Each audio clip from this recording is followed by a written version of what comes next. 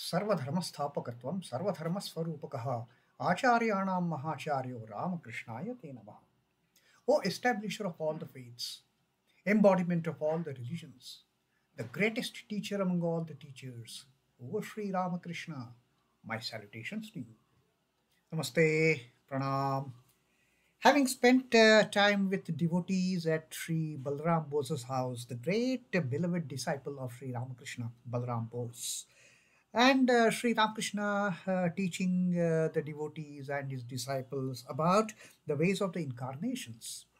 Sri Ramakrishna had told that God has many forms, and he had also told that taking the help of the Leela, one should reach the Nitya. Taking the help of the relative world, taking the help of this world surrounding us, one should make an effort to reach the Supreme, to reach the Absolute, to reach the Satchidananda. Like we use the staircase to go to the roof of the house, but we don't spend long time at the roof. It is not that standing there on the roof we can continue to do our worldly duties, our activities. We go to the roof, we enjoy the wonderful open sky above, and after enjoying that blissful moment, being on the roof, then again we come back. Those stairs is like this world. Stairs is like the Nitya, like the Leela. And using this Leela, taking the help of this Leela, we go to the roof, which is Nitya, which is the omniscient Satchidananda.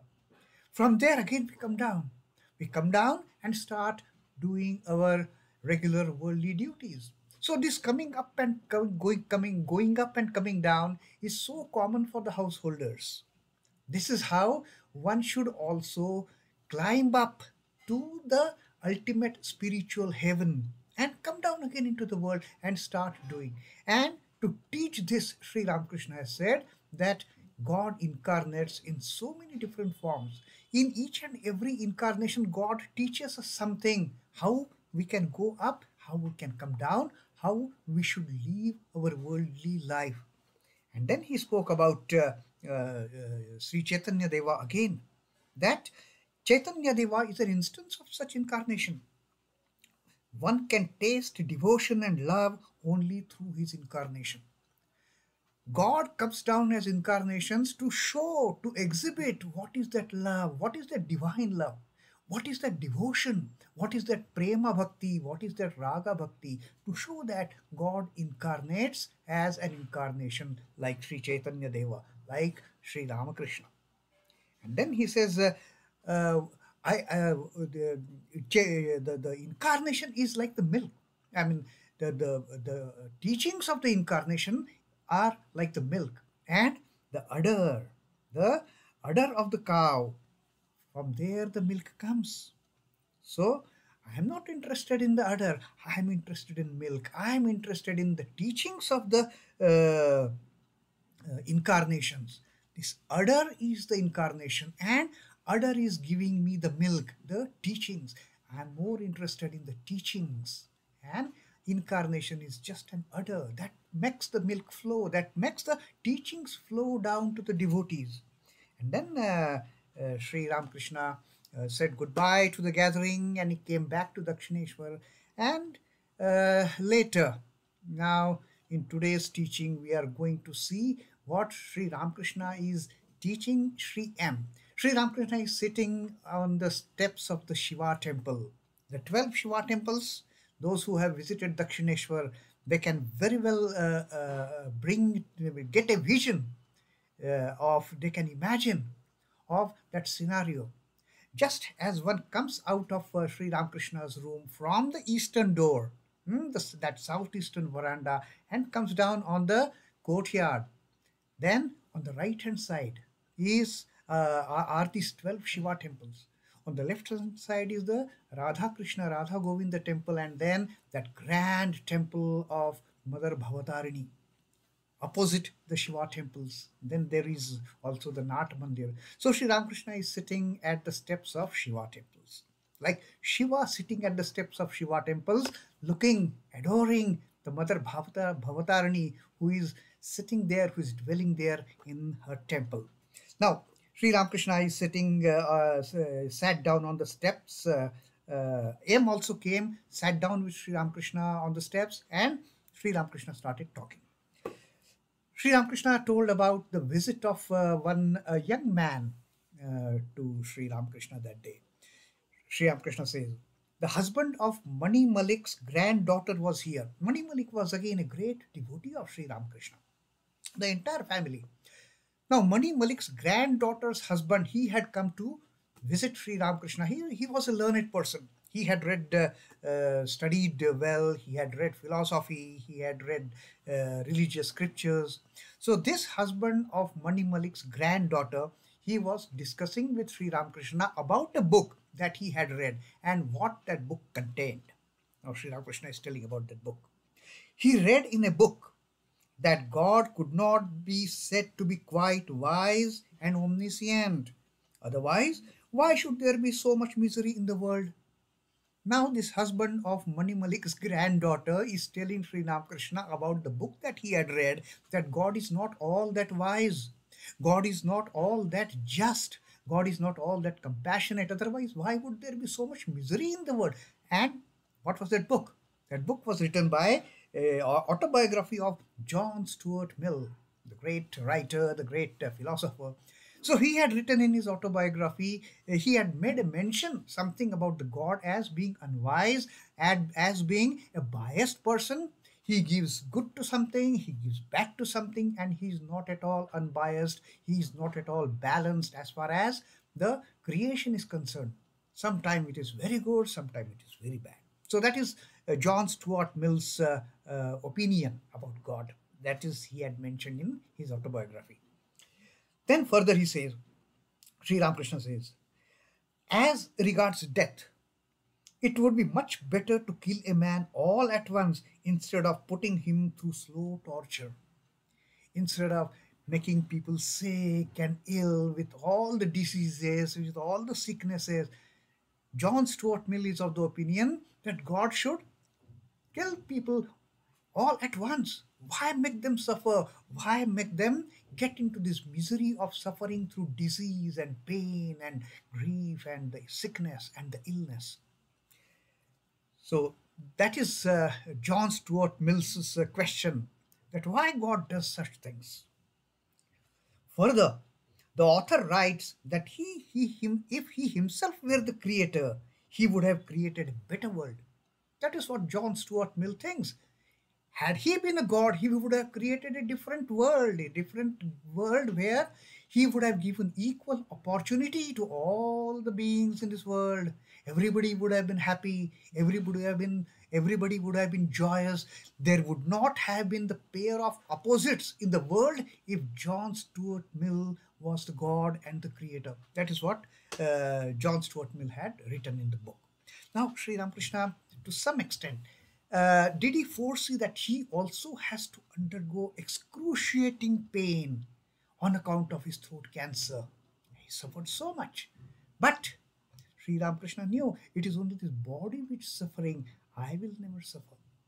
Now, all those things, they were very much unknown to these Western philosophers, all these thoughts. So John Stuart Mill wrote in that kind of language, in that kind of understanding. Now, M listened to these words of Sri Ramakrishna with great attention. Ramakrishna didn't like what John Stuart Mill had said about the God. Now he further continues. Now, Sri Ramakrishna is giving his own understanding of what real thing is. Now he tells, can a man ever understand God?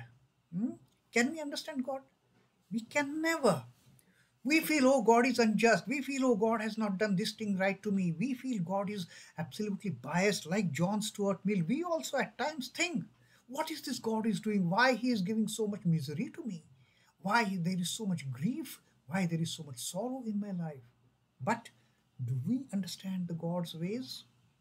That's what now Sri Ramakrishna is teaching us. Can a man ever understand God's ways? I too think of God sometimes as good and sometimes as bad. Sri Ramakrishna says, I also at times think that way. But That thinking is just momentary. It is not a doubt. It is not a kind of a thought against God. Just a thought comes. Oh, God is sometimes so good. God is sometimes bad. But that is the reality. Sometimes God does good. Sometimes God does bad. But can we understand the ways of God? That is Sri Ramakrishna's ultimate question. He has kept us deluded by his great illusion. Sometimes he wakes up and sometimes he keeps us unconscious. He has eluded us. He has put that fold of Mahamaya, that blindfold of Mahamaya in front of our eyes. He has put us under the illusion. He has created all that delusion for us. And we start wondering, is God just or is God unjust? Is God good or is God bad? Is God doing right or is God doing wrong? So, this kind of delusion the God has created for us, and He puts us under illusion. One moment the ignorance disappears, and the next moment it covers our mind. There are sometimes there are such bright moments in our life. All the illusion it goes away. The curtain that has befallen before our eyes, suddenly that curtain goes up and we start seeing the things clearly. We start understanding the God's ways, that God, he is doing as per his will. Sometimes we get this knowledge. Sometimes we get this intelligent idea that God is doing whatever he is doing, whether right or wrong. I'm not competent enough to say whether God is doing right or God is doing wrong, whether God is doing good or God is doing bad. Those momentary instances of the intelligence, of that enlightenment, they do come in our life. But the next moment, again, God puts down that veil in front of our eyes and we are again put into darkness. We can't see anything. What is right? What is wrong? What is good? What is bad? What is holy? What is unholy? So this is the way God plays with us.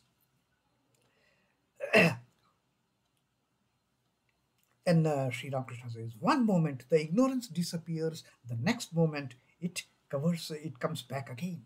It covers our mind.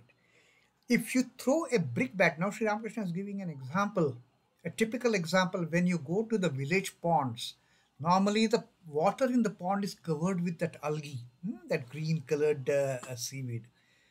Sri Ramakrishna says, if you throw a brick bat into the pond covered with moss, hmm, you get a glimpse of water. You put a stick in the water.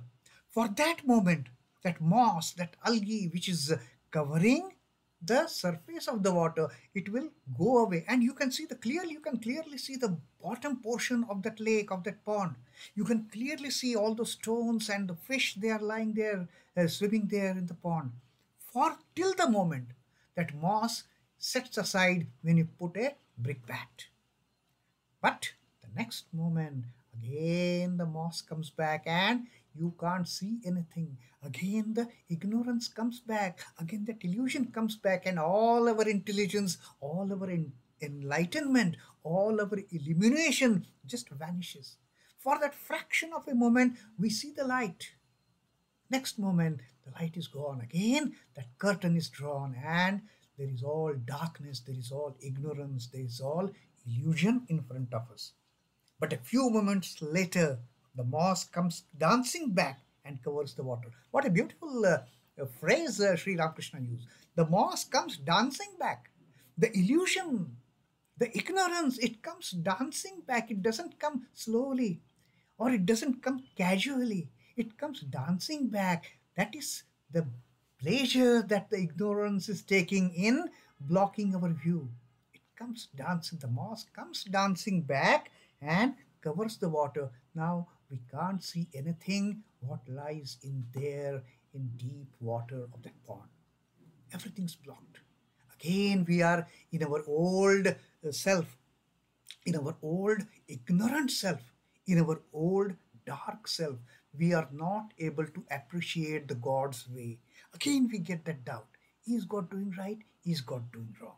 Like John Stuart Mill. And then we start thinking, if I were God, I would have created a world full of happiness, a world full of bliss, a world full of peace. Now, Sri Ramakrishna's next teaching in continuation with this. One is aware of pleasure and pain, birth and death, disease and grief, as long as one is identified with the body. Now, why we keep on thinking the pleasure and pain, the joy and sorrow, the good and bad, the birth and death, the disease and good health, we keep on thinking this way of the dualities, of the pairs of opposites, till the time we are identified with the body. We are so much filled with the body consciousness. We think this body is the real I. We never feel, I'm not this body. We never feel, I am not these panchakoshas, not the body, not the mind, not the life force, not the intelligence, not the artificial bliss. I'm beyond all this. But we don't think. We are so much filled with body consciousness that we always keep on thinking about the pleasure and pain, the joy and sorrow, the birth and death, the disease and good health. And these pairs of opposites are filling our mind all the time. All these belong to the body alone. All these pairs of opposites, they belong only to the body and not to the soul. Soul is beyond that. Soul is beyond the realm of Panchakosha. Soul is beyond the realm of Panchamahabhuta. Soul is beyond the realm of 24 cosmic principles. Soul is beyond the creation. After the death of the body, perhaps God carries one to a better place. Perhaps. If the person has been doing good and charitable and holy deed, pious deeds, God will take him to a better place. God will give that soul a better place to stay there. It is like birth of the child after the pain of delivery. When women who are pregnant, they are delivering the baby, what kind of pain they undergo? The labor pain, excruciating pains. The baby is coming out. They are in deep pain. They are crying at the top of their voice. And then when the baby takes the birth, when they hear the cry of the baby, all that pain is gone. At the death, Sri Ramakrishna says, in case of a few people, God puts them in such a wonderful position, as in puts that soul in a better world, as if all that pain of labor is gone, and now it is only the moment of joy with the child, of a newborn child. Attaining self-knowledge, one looks on pleasure and pain, birth and death as a dream. Once a spiritual aspirant attains the self-knowledge, the Atma Jnana, then we start laughing at our old self. Oh my God, I was thinking so much about these pairs of opposites. I was so much worried about these pleasures and pain, the joy and sorrow, the happiness and unhappiness, the good and bad. These are all the dreams. That one starts thinking, that one starts realizing after attaining the self knowledge, the Atma Jnana. How little we know. Indeed, Sri Ramakrishna put this statement so boldly. How little we know. We don't know anything. We think I have studied so much. We think I know everything. Even the greatest of the great Pandit, he knows very little, Sri Ramakrishna says. How little we know. Can one seer pot hold 10 seers of milk? Now, seer was the measure used in the olden times. Share, like pound. Nowadays, of course, it is all kilograms, grams, and liters and kiloliters. Earlier, the measure of any commodity was seer. So, Sri Ramakrishna is giving an example. Can a one seer pot hold 10 seers of milk in it? The capacity is so small. The capacity of this human intellect is so limited. You cannot hold all the knowledge that God has within His realm. All the knowledge that is there in the God's realm, we don't even have a fraction of that knowledge. We know very little. We know only what is perceptible to our senses. And through that perception of the senses, we try to make our own understanding, make our own judgments, and make our own authoritative conclusions. Oh, this is so and so, this is so and so. But in reality, we know so little. If ever a salt doll ventures into the ocean to measure its depth, again the same, again the most favorite example of Sri Ramakrishna. If the salt doll goes to ocean to measure its depth, can it come back and tell us what any information, give us any information of how deep is the sea, how deep is the ocean, what all things are there? No. The salt doll, which has been prepared from the salt which has come out of this ocean, if it goes to the ocean, it will just merge into it. It melts into the water and disappears. That is what happens. Our intellect is so little. Can we ever fathom the great divine intellect, the great divine knowledge in the realm of God? We can never. Our understanding is absolutely poor. Even the great Pandits, even the great scholar, someone might have studied one particular subject to its depth and say proclaim he is the master of that subject. He is the master only of that portion of the subject. He is not the master of the entire knowledge that God has in his realm. That is our weakest intellect. That is our poorest intellect. That is the worst, the limited intellect that we have. That is the teaching that Sri Ramakrishna has given us. And based on that limited intellect, we start saying, oh, God is good, God is bad, God is not just, God is doing wrong, God is not doing right to me, God is so much partial, God is absolutely biased. With that limited intellect, with that limited knowledge that we have, we start commenting upon the God's ways. Can we understand the God's ways? No way. God has his own peculiar way of playing with us, and we get eluded by that play. That is Sri Ramakrishna's teaching today. Om Namah Shri Bhagavate Ramakrishnaya. Sri Ramakrishna Arpanamastu. Jai Thakur, Jai Ma, Jai Swamiji.